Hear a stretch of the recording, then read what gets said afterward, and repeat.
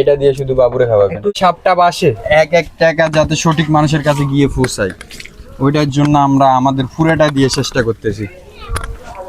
তো আমরা এখন ছোট্ট গ্রামে আরো একটা ঘরে আইছি, এখন দেখি ওনাদের পরিস্থিতি কিরকম। আসসালামু আলাইকুম আন্টি। এই ঘরের পরিস্থিতি দেখেন আপনারা, প্রতিটা ঘরের এরকম অবস্থা, আরো অনেক অনেক খারাপ অবস্থা পানি উঠার কারণে ওনাদের। আন্টি এই জায়গায় কি সাপটা আসে? সাপ সাপ আসে না বৃষ্টির ভিতরে আন্টি? আমাদের পা খারাপ, কিছু মনে করিয়েন না তো আন্টি। আর আপনাদের ঘরে মনে করেন জনসংখ্যা কয়জন? আমার বাড়িতে মানে 6 জন আছে। আমরা আপনাদের পাশে আছি, আপনাদের জন্য দোয়া রইল। ইনশাল্লাহ আমরা আজকে তো আসার শেষ আসা না, আমরা ইনশাল্লাহ আগামীতে আরো আসবো।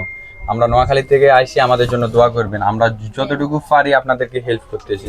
ফাঁকঘরটা দেখুন। ফাঁকঘর? এই রে, ফাঁকঘরের অবস্থা তো আরো খারাপ।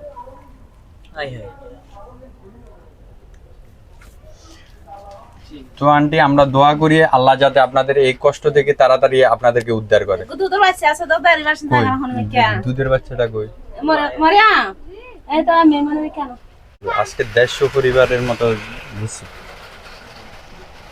এই বাবু আসো। নাম কি ওর? আসো আসো। ওর নাম কি? হ্যাঁ, বয়স কত ওর? 11 মাস। 11 মাস। এমনি কি খানা টানা খাইতে পারে ও? জি খাইতে পারে না। হাতে তো এটা তো অ্যালার্জি।